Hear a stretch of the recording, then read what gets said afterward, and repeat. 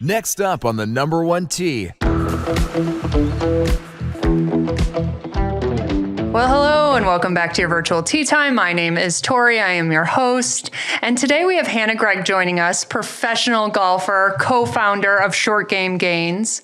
Hi, Hannah. How are you? Hi, I'm good. How are you? And local to Phoenix. So it's like I needed to get you on the podcast right away. This worked out so great. So good. And we're joined by your lovely other half. I wanted to say better half, but I know that's not true. So I'm going to go other half.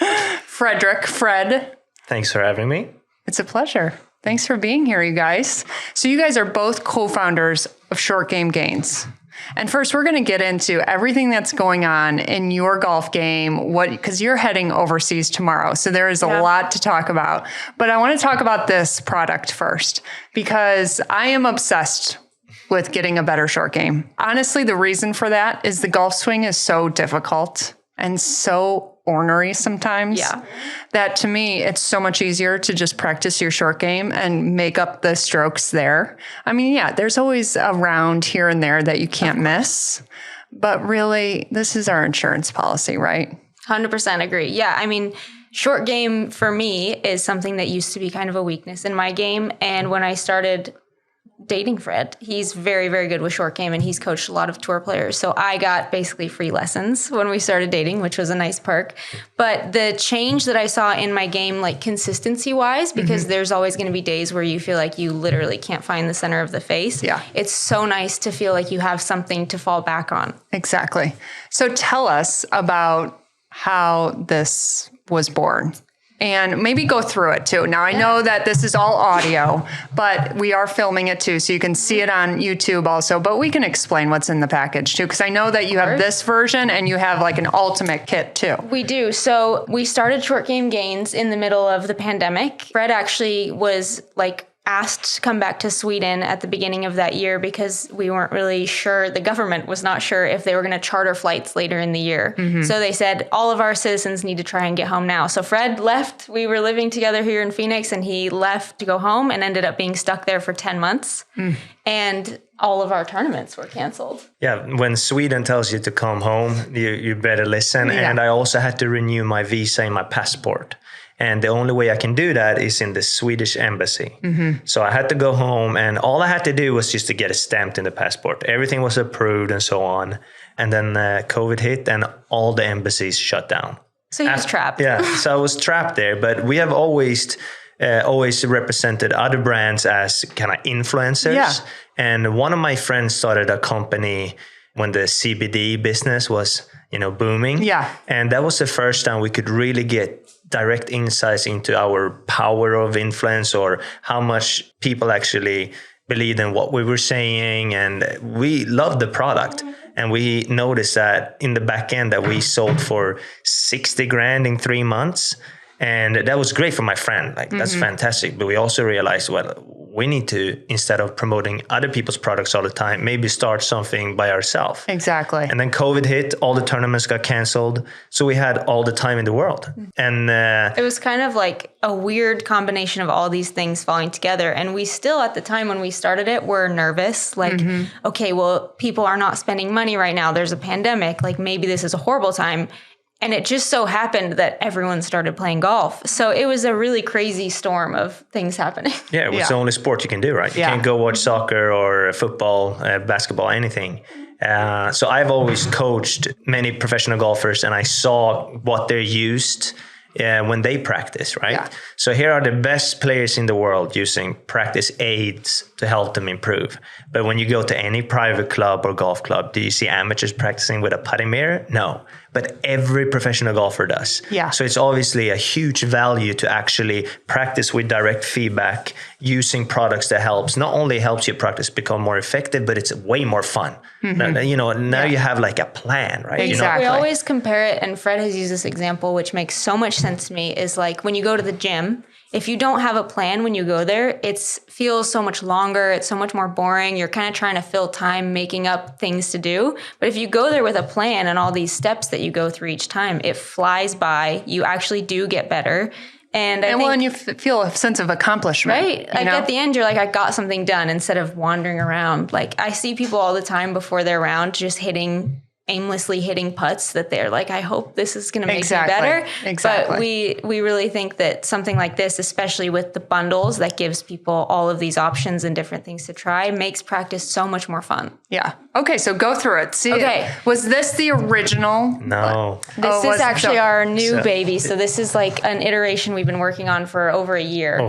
Especially this case. This case took forever. Yeah, because honestly, I am in the golf industry, but and I watch what my sister does. I come from a family of small business owners, but manufacturing your own product seems like really difficult. Like I don't even know where I would begin. And so that's why I love having people like you guys out here, like tell us how this started, like tell us where you began and why was like getting a case like this so difficult. Like, so, I mean, just to show you guys, this Should is we start from the beginning maybe? Yeah, I think so. In the beginning, we sold kind of a generic plastic putting mirror that you can find pretty much anywhere. Yeah. So gets the job done, but if you leave it in your golf bag, I mean, living here, if you leave it in your trunk, you're going to pull it out and it's going to look like it's going to be like it's useless. Or it can break. So we always, there's a bunch of other great companies out there that makes great aids that can help.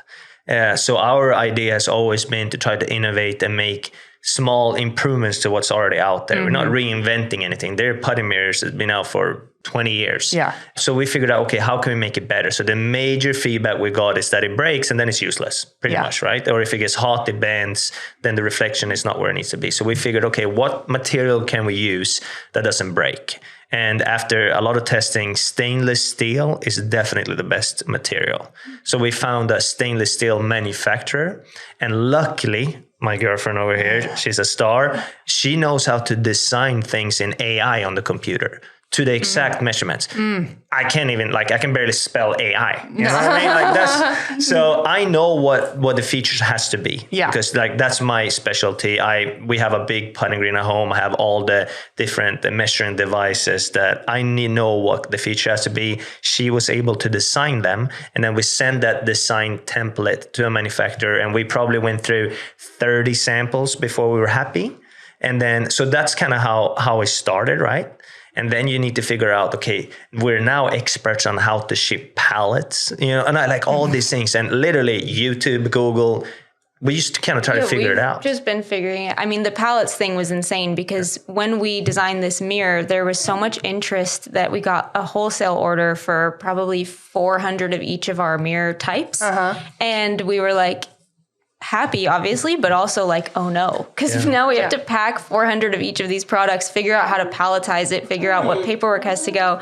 So we kind of documented all of that on our Instagram on Short Game Gains, and people are like, what are you guys doing? We have like a forklift guy coming. We've learned so much. One of the funniest things was when we had to haul this order that came in of all the manufactured goods. We had to pick it up and take it to our warehouse. And we don't have a truck. We don't have a forklift. Yeah. So we literally rented a U-Haul because it was the only truck we could think of that would be big enough to carry all this stuff. And we drove a U-Haul down to pick it up from the delivery place. And they looked at us like we were a little bit crazy, but it worked. Yeah. We got it home. I mean, we figured it out. And it's cool because we have now, like you mentioned, like a line of products. We have an ultimate kit, which include all our products except for our laser.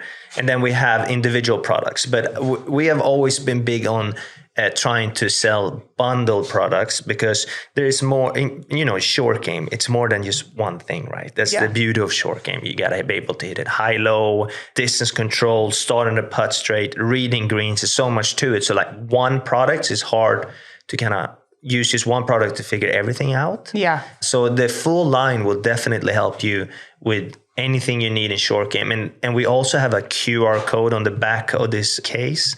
If you scan it, you go directly to tutorials, how to use it, and also practice plans and drills. Because like you're saying, putting mirror. Oh, cool. How do I use it? Exactly. Yeah. Oh, no, trust me. Yeah. I mean, I don't know if Hannah peeked into my stories the day that I had my putting mirror backwards. And I was, showing off that I was practicing my putting.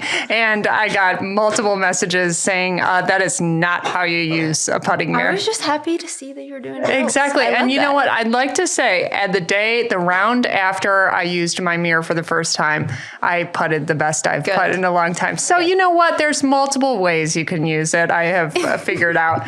Okay, so on to what's in this package. What I loved the most, what really caught my attention, because it is we're getting into the middle of winter.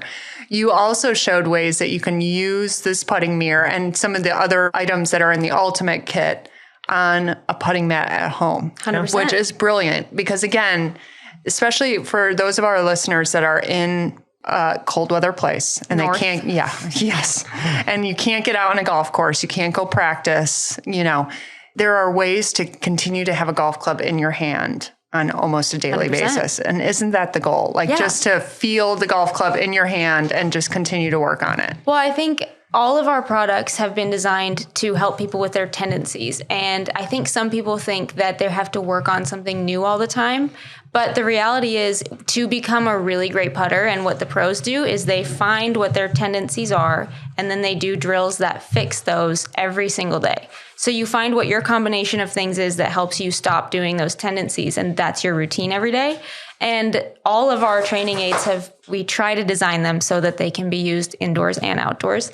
Like with the mirror, you can trade out tees for balls. All of our little gates that come in our ultimate toolkit, they're called Path Perfectors. Fred weighted those specifically so they'll stand on their own, stuff like that. Yeah, and I'm not sure if anyone has noticed that there's a slight accent here as well. So I'm from Sweden, which our golf season is 6 months. So every Swede out there is right now inside a simulator, practicing their putter indoors. So it's absolutely huge. If you can spend the time in the off season to improve your putting, and then when you get out on the grass, you're a better putter. That's the goal, right? So you don't have to start over. Exactly. Okay, so what is your goals now with Short Game Gains? Honestly, it's kind of funny. When we look back at how we started, Fred and I moved down here, and all we wanted to do with Short Game Gains was sell $500 a month so that we could pay our rent down there. Once we reached that goal, we were like, cool, we can live in Arizona. We can be here full time. That was all we really wanted. And then it started just blowing up. So I think now, as with everything we do, all of our business decisions and all that stuff are for us like a means to an end of paying for professional golf. So the early years of professional golf, some people don't know, are very expensive. It's different than other sports because you're on your own. You're not in a team, so there's nobody funding you. It's semi-similar to maybe like minor league baseball, where you are kind of like working your way up and you have to finance that stuff as you go, but you're also completely by yourself. So Fred and I mostly start these things and our social medias and all of that literally just so we can afford to play professional golf. Yeah, that's amazing. 100%. Yeah. Okay, let's get into your golf game then and what is going on. And Fred, you too, because you're pretty, are you on very similar journeys right now? Yeah, I would say so. I've just done it longer than her. Yeah. Fred is way more experienced and established than me. I'm the baby version of what he's doing. Well, let me ask Fred this question first then. What would you, because you said about 10 years in now of being a professional golfer, what's one thing you would say to yourself 10 years ago that you know now that would really have helped you along the way? Absolutely. I think I was very lucky because I had a great team around me when I turned pro. I think the biggest thing is to realize that being a professional golfer is more than just hitting balls and trying to shoot the best score you possibly can, because effectively you run your own business. So you have to figure out funding. Like any new company that wants to achieve something, most of them need to find funding if they don't come from a wealthy family that can back you or so on. So just the realization of that more to it than just I'm going to hit 1,000 golf balls today, try to play as much golf as possible is what I tell every young pro. Like treat it like a company, make sure you have all the necessities that you need to actually succeed, because I qualified for a tour that was based in Dubai my first year and played on the Asian Tour. So imagine those travel costs. Luckily, I had a couple of guys that helped me out and sponsored me. But if I didn't have that, I wouldn't be able to do it. Yeah. I'd be stuck at home playing money games with friends and not really getting that tour experience. So I think Hannah had a huge head start there, because even before she turned pro, her social media was pretty much a company that helped her fund her golf game. And that's what I had. I was very lucky, because I had the same agent that is the agent to Ricky Fowler told me that you need to be able to offer something to the sponsors for them to help you out. So if you have two golfers that are just as good, but one golfer has 100,000 followers on Instagram and has the opportunity to actually promote the company, then they're going to pick him every time. Exactly. So that's one thing I would definitely say. Treat it like a company. I wish I did more of that in the beginning, because it would have been way easier. And I think Hannah's done a great job of that early on in her career. Yeah. And Hannah, now that he's saying that, how did you use that advice? And was it social media that came first? Like, did social media happen and you were like, oh, this will help me, with my future becoming a professional golfer? Or did it kind of go hand in hand? How'd that? It's kind of weird. So I studied journalism, broadcast journalism and communications in school. I went to University of Nevada, Reno. So they have a great journalism program. And when I was studying, journalism was like also PR, which was social media. So a lot of my studies and, like Fred said, me learning how to do Illustrator stuff and drafting all of those programs and everything was from my degree. And I talked to one of my friends after I decided to turn pro my junior year, I think. And she was already pro. And I was like, what's the hardest thing about being a professional golfer? And I thought she was going to say, like the courses are longer or the travel is really difficult, something I could prepare for.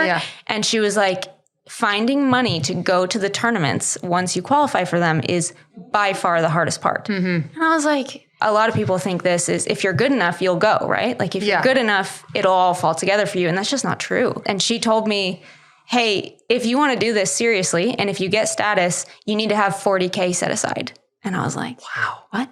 And if you look at it, this year on the PGA Tour, the Rookie of the Year is Eric Cole. I think he's 35 years of age. He's played mini tours for 10, 20 years, and he just now made it. So he said, if you're good enough, you make it. Yeah, but not everyone is Jordan Spieth, just jump starts, or Ludwig Åberg, my Swedish guy, is crushing it from the start. It's funny because we hear about those guys so much, so I think you kind of assume that's the norm. But what truly is the norm, and I'm not special, there's 400 other girls who are doing what I do with the starting at the bottom, moving up through Q-School, getting your status, trying to better your status. That's the norm. Going to the John Deere and getting a PGA Tour invite and then earning your status that way that's not normal. That's not normal. So one of my friends told me that I needed to be prepared for that, which was a big shocker for me. So I just thought, what can I do remotely that I can do while I'm on the road if I do need to be making money? And I just kind of thought, why don't I do social media management for brands? And my sister was managing social for Lululemon at the time in San Francisco. And she was like, we can start an agency. You can do this remotely as long as you want to. Let's just do it. So we started a company together my senior year called Cozy Co. And we focused on woman-owned startups in San Francisco, which was very easy to find because that's like a hub of startups. And we signed a few clients. And then when I graduated, that's what I was doing full time to try to pay for golf. So they kind of went hand in hand, but also I had a little bit of a head start. Yeah, absolutely. So this journey started for you in 2019. It's 2023. Tell us where you're heading tomorrow. I'm going to Morocco tomorrow. So I'm doing Ladies European Tour Q-School, first stage. Their Q-School is kind of cool because first stage and final stage are right there at the same time. So you qualify through one, you get to go to the next one. So we're flying out tomorrow. We got about 16 hours in a plane before we get there. But basically, this is the tournament that seeds you for the upcoming season. So depending on how you perform in this tournament, you're ranked with all the other players and you get basically a status or how much you get your card. Some people have a full card, some people have conditional, some people will have status on a feeder tour, which is like a lower level tour. So basically, depending on how far you advance in the program, that's how many tournaments you get to play in the upcoming year. Yeah. And how are you feeling about it? I feel good. I'm excited. Yeah, I'm playing good right now. Fred and I went to Epson Tour Q-School again this summer. And honestly, it was a good learning experience for me because I was playing good going into it. And we were pumped. Like, we felt good. And I just completely fell away from like my routines and my mental game stuff that I usually do, which is so odd. Why did that happen? I think I had come off of 8 weeks on the road. So there was obviously some fatigue and a little bit of maybe not like laziness, but just like fatigue, I think is the right word. And we just like didn't do all the things we usually do. Like my warm-ups, we shortened a little bit at the time we thought we were like saving energy, but it ended up being just kind of like not warming up fully and not giving enough time for rest and all of that stuff. And at the end of the week I didn't advance through stage 1. So I lost my tour card. And when we were looking back on it, we were like, we didn't do any of the things we normally do when we play well. Like, what were we thinking? So that was a really good moment for me to be like, okay, why do you have a routine? Why do you have this process if you're not going to do it at the most important event of the year? But luckily, I get a second chance. So there's only 2 Q schools you can play in right now. One is LPGA Q-School and one is LET Q-School. And LPGA Q-School final stages right now that I didn't qualify for, but I'm very happy that we get another shot at it to try to get tour status now. Yeah, I mean, it's cool because even the women's game now is getting truly global. On the guys' side, you have several tours that you could potentially play on. You know, the PGA Tour alone has a tour in South America that I played on, in Canada that I played on. There's Asian Tour, there's Sunshine Tour, there's the Japanese Tour, there's the DP World Tour, which is the European Tour. We have a lot of options. The girls normally in the past they really haven't had that many options, and now the European Tour, and we have friends that play on the European Tour, is great. You know, because they start to get bigger purses in their events where it makes sense to make the trip. Before, you know, you're going to fly from Arizona to Europe. That's $2,000 on in a last-ish minute flight if you know you're in the field. But now you have tournaments there that are $4 million purses. So now it makes sense. And I think you're going to see that a lot moving forward, where a lot of girls from the US start playing in Europe, just like you did on the men's side. Brooks Koepka started on the European Tour, or even the feeder tour called the Challenge Tour, went to European Tour, play well, and now he is where he is. And there's countless other players that have done the same. Yeah. So the Epson Tour Q-School was this summer.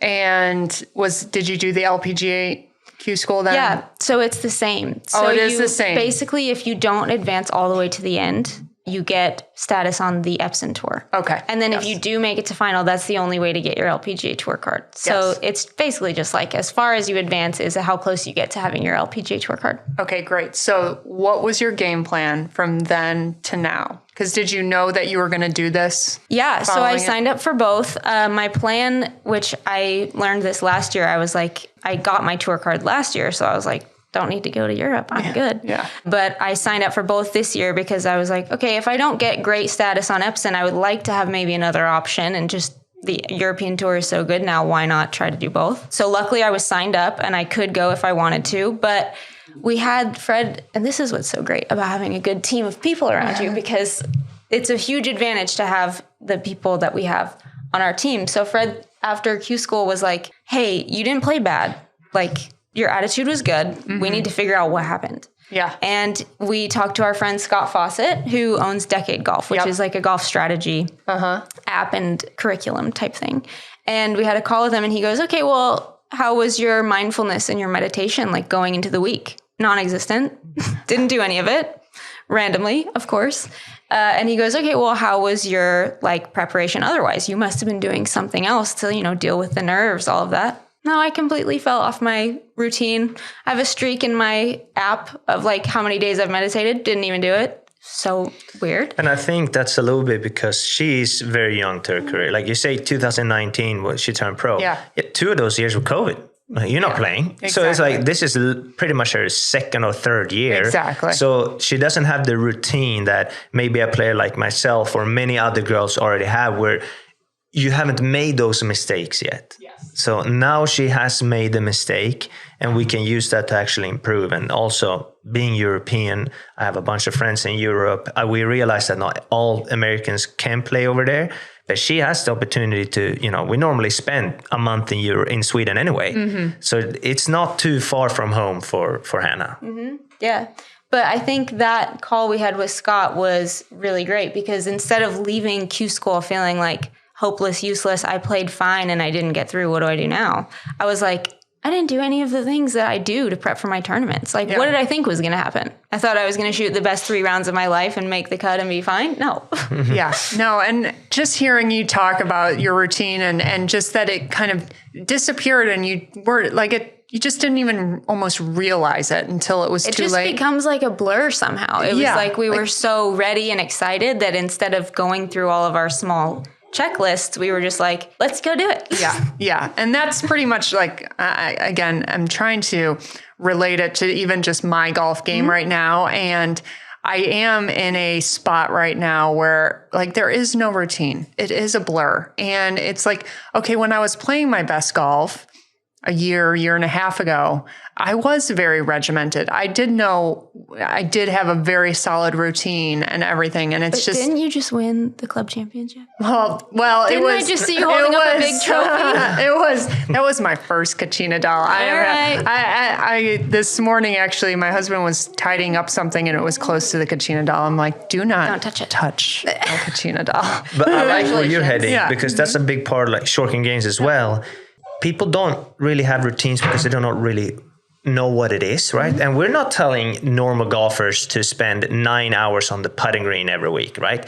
It can be a 15-minute routine, but just keep doing it because if you want to be consistent, you have to practice consistently. Yeah. And, if you look back, even I asked my dad, oh, you played so good a year ago. What did you do? And when you start asking yourself those questions, you find a couple of small things that you were actually doing. Yeah. Like when I played my best golf in college, my senior year, I did hot yoga. You know what I mean? And I was like, okay, maybe mobility is really important for me. Exactly. And then eventually I was like, you know what? I'm going to start doing that again. And I play better. It's like... That might be a bigger thing than for others, but it could be just a small, like I used to have this feel on the range and I used to hit balls every Friday night with my friends.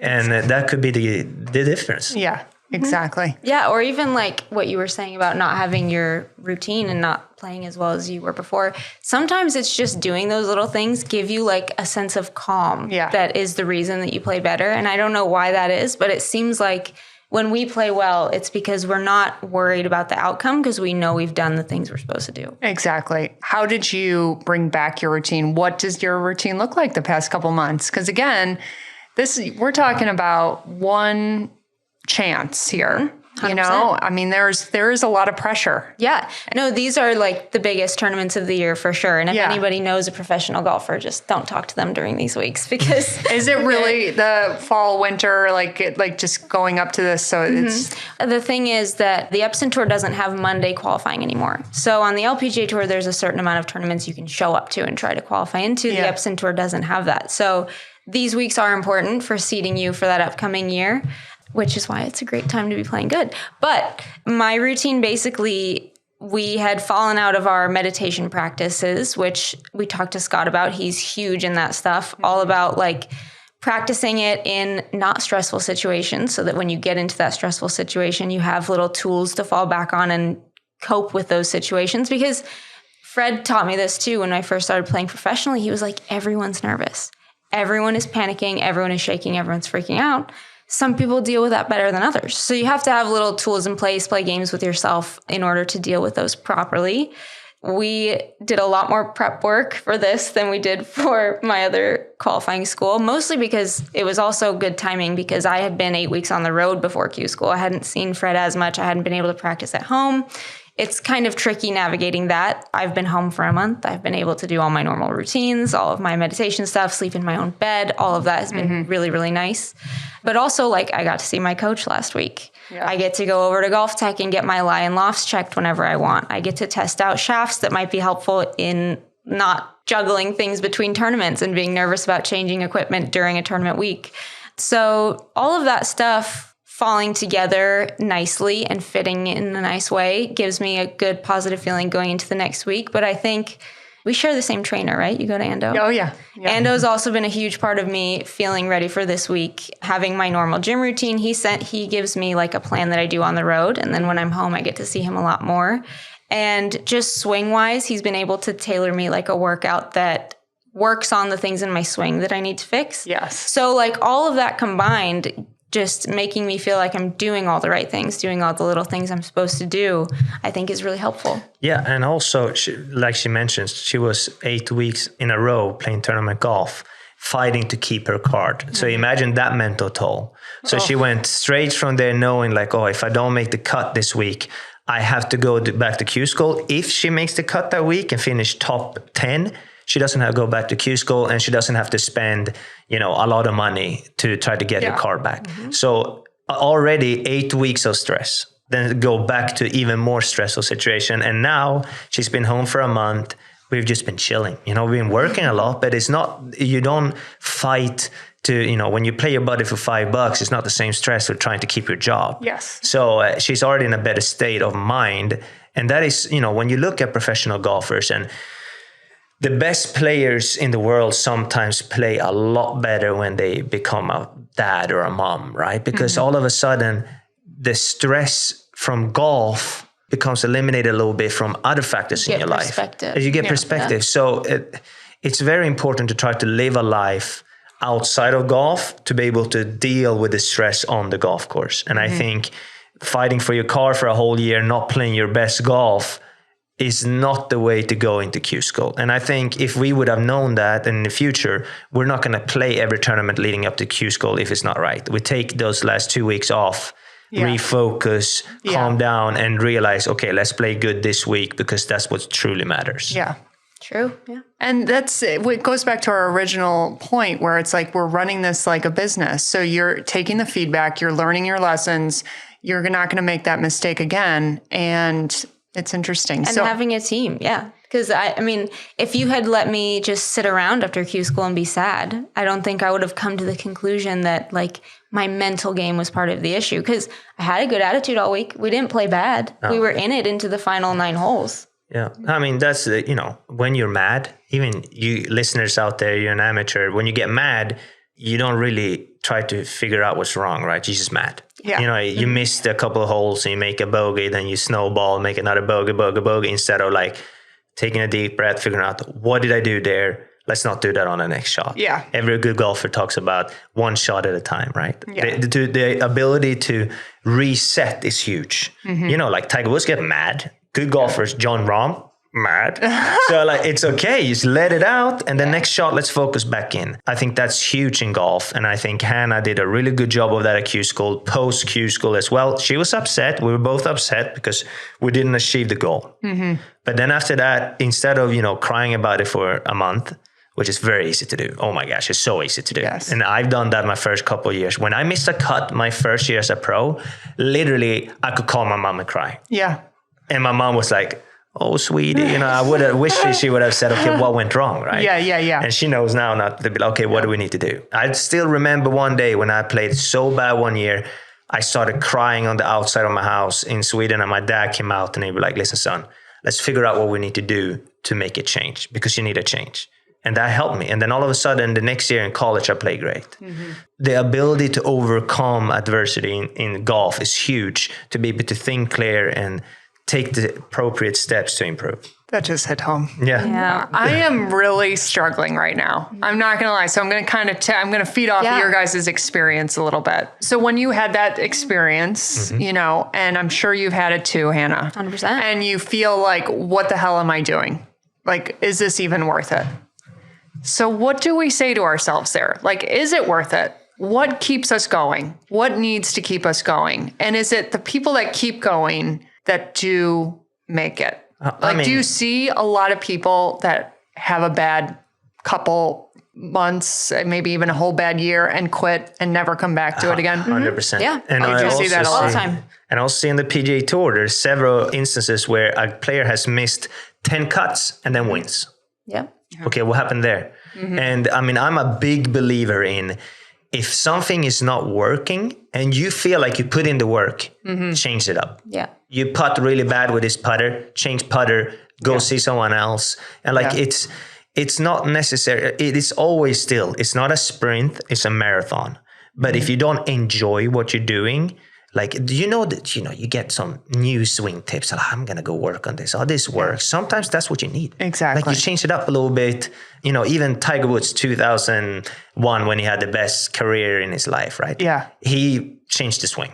We started working with another coach a couple of years later. Like, you know what I mean? Like even the best players in the world, they need something to work on. They need, maybe a little bit of a change to keep going. So I don't think, and also don't do it by yourself. Yeah. It's too hard. Like have someone in your team, if it's a swing coach, and have someone that cares, because some coaches out there don't. That's just the truth. And right? also, like we talked about this like a week ago, is when you're playing bad, it feels like it will never be fixed. You've lost everything. Yes.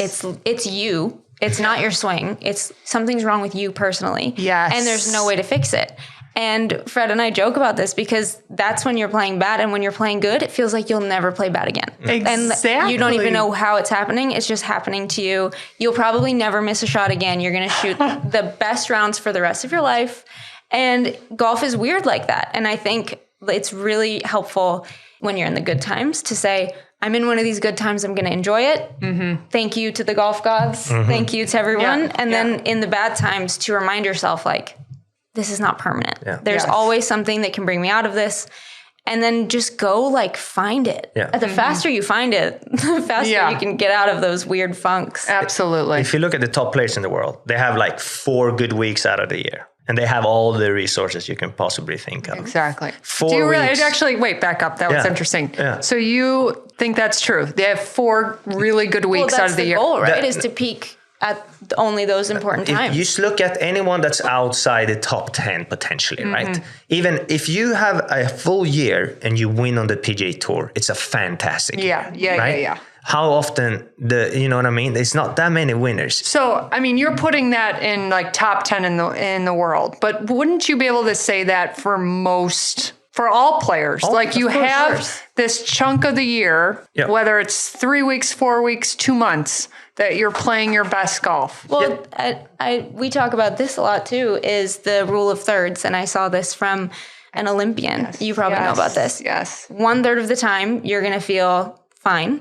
Maybe not great, but you're going to feel good. Yeah. 1/3 of the time, you're going to feel like you're performing at your peak. You're going to feel great. You're going to feel like you have the potential to play really well. And 1/3 of the time, you're going to feel like crap. Yeah. And like just that's your 30% of the time. If it's only 30% of the time, you're doing it right. If it gets to be more than that, you need to see, am I fatiguing? Am I not preparing properly? Am I not practicing right? Yeah. And if you're playing well more than 30% of the time, you're going to be in the Hall of Fame. So if you have a full career, it could be 20 years on the PGA Tour, and you win 10 times, you're like a Hall of Famer. Yeah. Think about that. You're one of the best ever.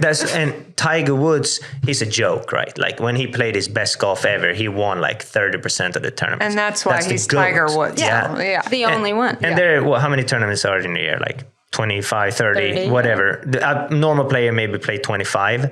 If they win 1, that's incredible. There's 25 champions out of 250 players with a card. Yeah. So, I mean, it's so when I say, even the best players in the world, they peak 4 weeks out of the year and they practice every day. Yeah. So like when you guys go out there and you play a good round in the club championship, that's incredible. Yeah. Or even with your friends. Exactly. And then realize that golf is hard. Like even my dad, he can like pull out a 82 one day and then like 102. And it's like, what golf is so easy. Golf, I'm going to quit. And like, we're all the same. Like if you ask any professional golfer, they have said at least 20 times in 1 year that they're going to quit golf. And then they like overcome it because they love it. That's the truth. No, that's 100%. How many times have you said it this year? Minimum 10. Yeah, minimum 10. Minimum once a month. Like legit meant it. Yeah, yeah. Like I'm over this. Fred, is this the smart thing to do anymore? Should we even do this? Whatever. No, but that actually does. It hits home because honestly, it's just tough sometimes, and bad weeks are so bad. Golf is so hard. And just those times where you just go out there and you disappoint yourself. You're like, I know better. I am so much better than that. And you just sometimes feel like you don't have that fire inside of you anymore. And you need that fire. Don't you agree though? Like you need the fire inside of you to really grind out a golf tournament? You need to love it. You need to actually like what you do, right? If you don't like it, then what are you doing? Like this is supposed to, for 99.9% of golf, it's supposed to be a hobby, right? Yeah. Or a little bit of exercise, but you gotta enjoy it. So like when I play with my dad, there's never any bad likes. Come on, kick the ball. Yeah. You know what I mean? Like, let's have fun. This summer, I went into the most exciting year of my career so far. Yeah. Really ready to perform and feeling great, and then just played bad. Like, just couldn't figure it out. But there was no place I'd rather be. Yeah. And if it had been the opposite of that, I think that's when Fred would have been like, you hate this and you're really sad and you're not playing well. Like, that's when you have to say, do I want to do this? Yeah. I knew I wanted to do it. But even also, when I was playing bad. also, like, golf is hard and you have to manage expectations. Every time I have a class with golf, like students, right?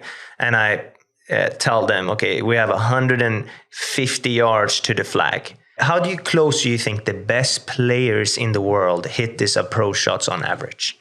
What do you think? Best in the world. From Rory, 150. Ty, From 150 yards. 150 yards. Their proximity to the hole, 35 feet. Yeah, so you're not normal. Normally, an that's pretty amateur good. is going to say, that's pretty much no. spot on. An amateur is going to say, oh, they hit it 10 to like 10 feet every time. Are you Oh, kidding me? yeah. You see Sorry, what I I'm mean? a golf nerd, Yeah. so I know the numbers. But yes, I get it. Or yeah. if they miss a 7-footer, they say like, I can't putt. The best place in the world is 50% from there. Yeah. So if you think in those ways, golf is too hard. You're not going to enjoy it. So you got to realize you hit the green from 150, that's a golf shot. Yeah. You miss a 7-footer, but then you make a 3-footer. Great. So I think, you watch golf on TV, you only see the highlight reel. Exactly. You go actually watch a PG Tour event and walk outside the ropes and you just look at the golfer, you're going to see so many missed shots, you won't believe it. Yeah. Especially if you're not following the leaders. Oh, no, absolutely. Yeah, so absolutely. manage your expectations to make the game more enjoyable is huge in my opinion. Yeah. Okay. So we went on the dark side. Let's go on the good side. Yeah. Okay. Let's end with a story on the good side. Okay. So Hannah, give me a moment, give me a story, give me a golf round out there that you were the most proud of your accomplishments Ever. ever. It doesn't matter. Okay. We last year at stage 1, we did a very good job of staying in our process. We were very good about getting our rest. We were very good about all that stuff. And Fred did an unbelievable job of keeping me in the moment on the golf course. Yeah. So like not thinking about what the cut line was.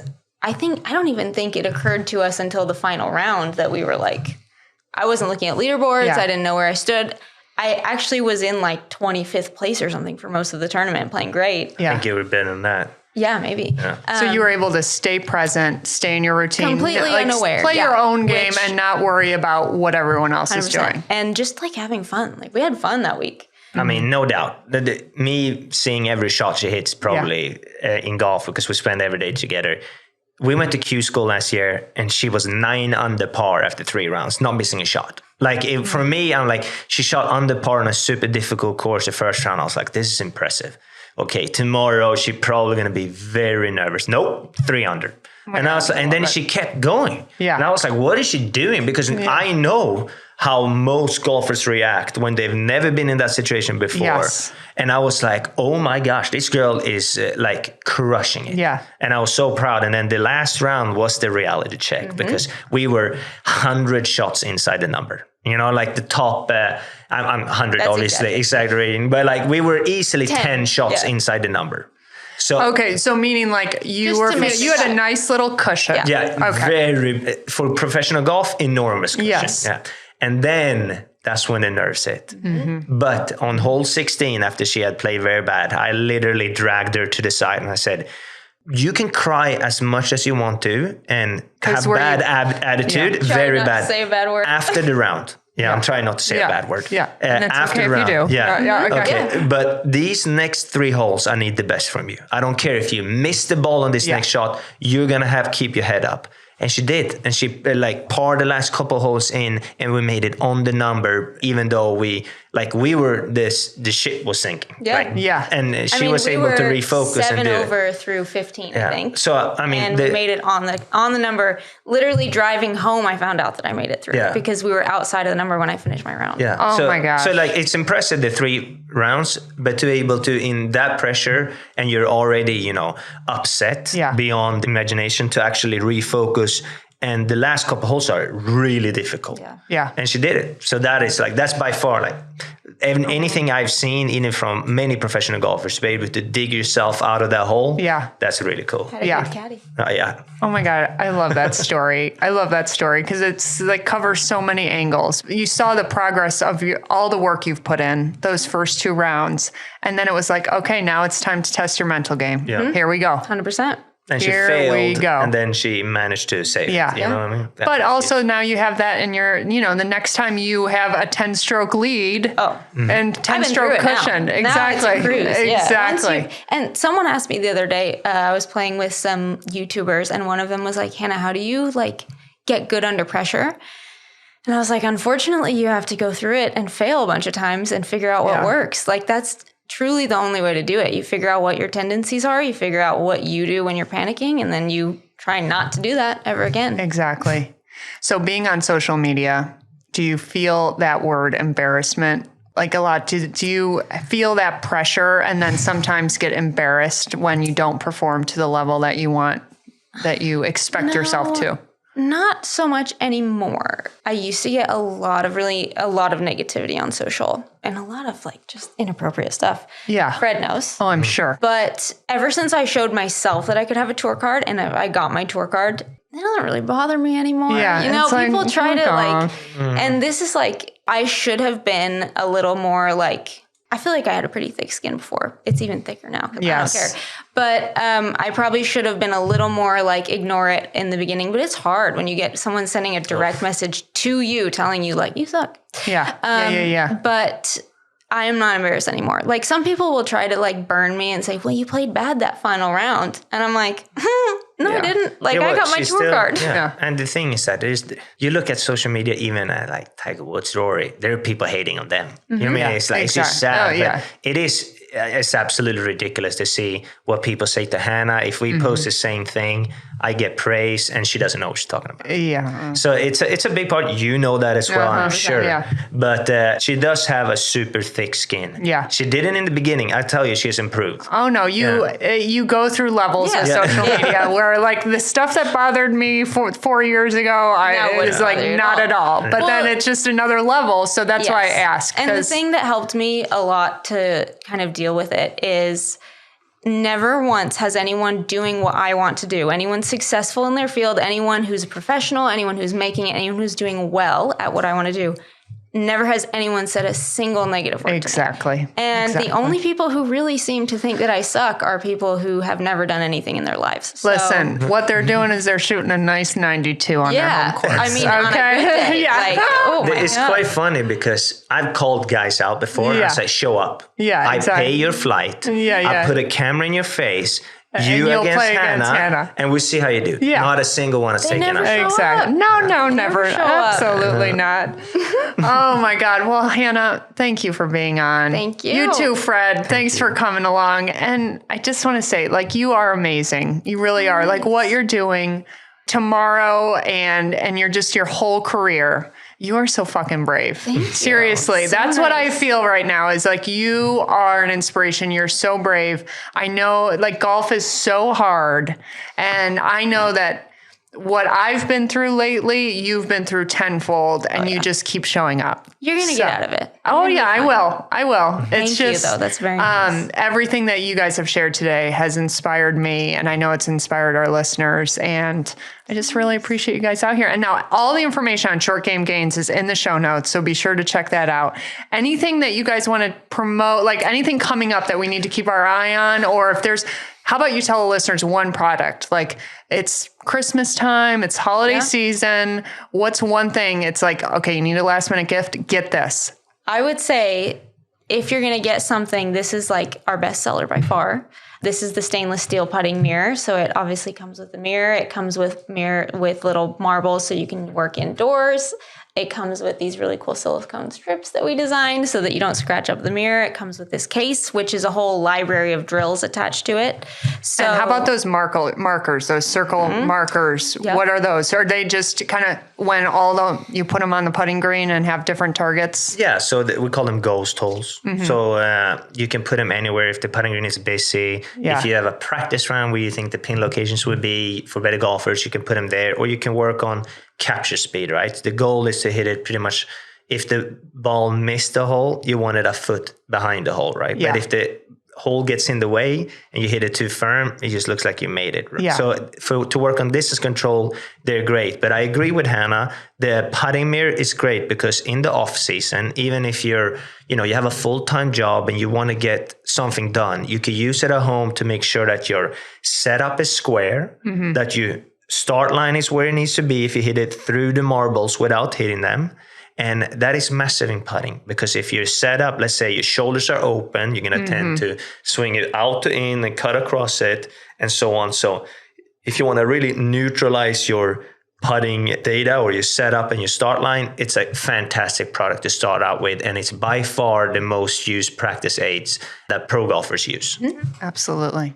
Well, all that information is in the show notes. I love this. I am going to start using it a lot more now. I have a putting mirror. I love it. So I can't wait to break this one out too. All right, guys. Thank you for being on. I appreciate you and good luck. thank you very much. I'll keep you posted. Thank you.